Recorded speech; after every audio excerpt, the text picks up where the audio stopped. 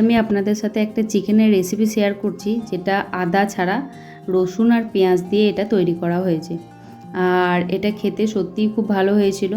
আমার বাড়িতে আদা ছিল না বলেই এটা আদা ছাড়া তৈরি করেছি, আর এটা খেতে খুব ভালো হয়েছিল বলে আমি আপনাদের সাথেও শেয়ার করছি রেসিপিটা। তো এটা বানানোর জন্য আমি নিয়েছি 750 গ্রাম পরিমাণের চিকেন।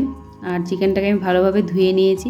তার মধ্যে আমি দিয়েছি পরিমাণ মতন লবণ আর হলুদ গুঁড়ো, আর 1 চামচের মতন সরষের তেল, আর হাফ কাপের মতন টক দই। আর দিচ্ছি এর মধ্যে পেঁয়াজ আর রসুনের একটা পেস্ট, আর দিচ্ছি পাতিলেবুর একটা রস। সেটাকে আমি ভালোভাবে এটার সাথে আমি মিশিয়ে ম্যারিনেট করে রেখে দিচ্ছি।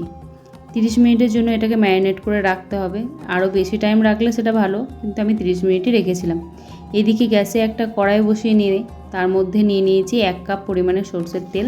তাতে দিয়েছি সামান্য পরিমাণে হলুদ গুঁড়ো, দিয়ে ডুমো ডুমো করে কেটে রাখা আলুগুলোকে আমি ভালোভাবে এটাকে ভেজে তুলে নিচ্ছি।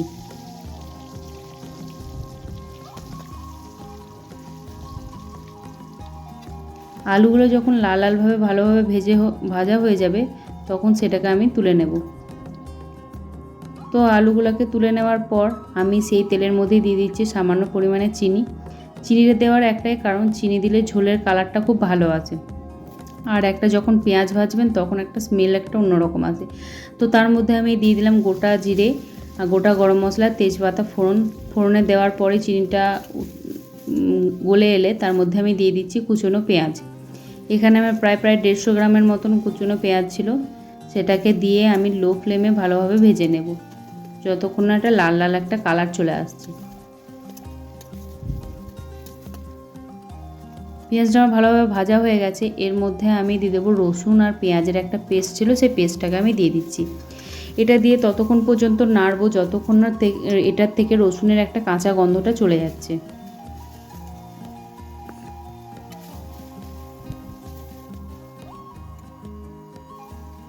রসুনের কাঁচা গন্ধটা চলে গেলে এর মধ্যে আমি একটা পেস্ট করে রেখেছিলাম, সেটা দিয়ে দিলাম, যার মধ্যে ছিল 4 চামচ পরিমাণে গোটা জিরে, একটা টমেটো আর 2টো শুকনো লঙ্কা।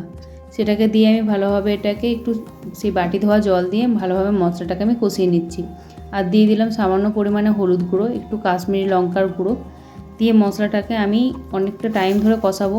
যেহেতু গোটা জিরে বাটা আছে তাই একটা অন্যরকম স্মেল থাকে, যতক্ষণ না সেই গন্ধটা যাচ্ছে ততক্ষণ এটাকে কষাতে থাকতে হবে। যদি সেই গন্ধটা না যাওয়া অবধি আপনি চিকেনটা দিয়ে দেন, তাহলে কিন্তু চিকেনটা খেতে ভালো হবে না। একটু জল দিয়ে ভালোভাবে একটু টাইম ধরে লো ফ্লেমে এটাকে কষিয়ে নিতে হবে। তো যখন মশলার গন্ধটা চলে গেছে, সেই পর্যায়ে আমি ম্যারিনেট করা যে চিকেনটাকে ছিল সেটাকে আমি দিয়ে দিয়েছি। চিকেনটাকে দিয়ে এটা লো ফ্লেমে অনেকটা টাইম ধরে এটাকে আমি কষিয়ে নেব। দেখবেন চিকেনটা থেকে একটা জল ছেড়ে আসবে। এই পর্যায়ে কোনো রকম জলের ইউজ করা যাবে না, যেহেতু চিকেনটার মধ্যে নুনটাও দেওয়া আছে প্লাস দই দেওয়া আছে, তাই এটা থেকে অনেকটা পরিমাণের জল কিন্তু ছেড়ে আসবে। অনেকটা টাইম ধরে ভালোভাবে নেড়ে চেড়ে চিকেনটাকে কষে নিতে হবে। দেখতেই পাচ্ছেন কতটা পরিমাণে জল বেরিয়েছে।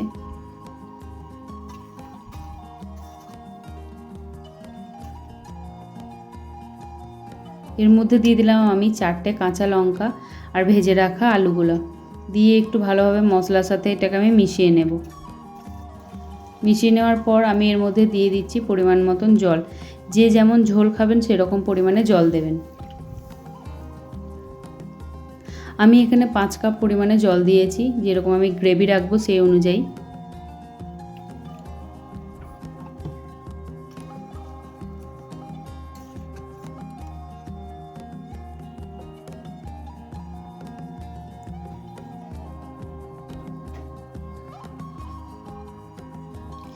এরপর আমি এর মধ্যে দিয়ে দিচ্ছি সামান্য পরিমাণে টক দই। টক দইটা দেওয়ার একটাই কারণ টক দইটা দিলে এখানে ঝোলের ফ্লেভারটা একটা অন্যরকম ফ্লেভার আসে, এটা খেতেও দুর্দান্ত হয়। এটা একবারে যখন জল ঢেলে দেবেন তারপরেই দেবেন, তার আগে কিন্তু এটা দেবেন না। যখন আমার চিকেনটা সেদ্ধ হয়ে গেছে, আলুও সেদ্ধ হয়ে গেছে, সেই মতো পর্যায়ে আমি এর মধ্যে দিয়ে দিয়েছি ধনেপাতা আর গরম মশলা বাটা, গুঁড়ো ছিল না। তো যাই হোক, আমার চিকেনটা রেডি হয়ে গেছে, দেখতেই পাচ্ছেন কতটা সুন্দর লাগছে। আপনাদেরকে একটু দেখাচ্ছি কতটা সুন্দর লাগছে। আর চিকেনের কালারটাও খুব সুন্দর এসছে। তো এটাকে আমি আপনাদেরকে সার্ভ করে দেখাচ্ছি। এটা আমি ভাতের সাথে খেয়েছিলাম, তাই আমি নিয়ে নিয়েছিলাম একটা পাতিলেবু হাফ, আর সামান্য পরিমাণে শসা, আর নিয়েছিলাম 1 বাটি চিকেন কষা। কষা বলা ভুল, এটা চিকেনের ঝোল ছিল। দেখতেই পাচ্ছেন চিকেনটা কতটা সিদ্ধ হয়েছে, যে লেগ পিসটা থেকে চিকেন ছেড়ে চলে আসছে। আর কালারটাও খুব সুন্দর হয়েছে, দেখেই জিভে জল চলে আসবে এরকম কালার। আর আপনাদের যদি এই ভিডিওটা ভালো লাগে, প্লিজ একটু শেয়ার করবেন আর একটু কমেন্ট করে দেবেন।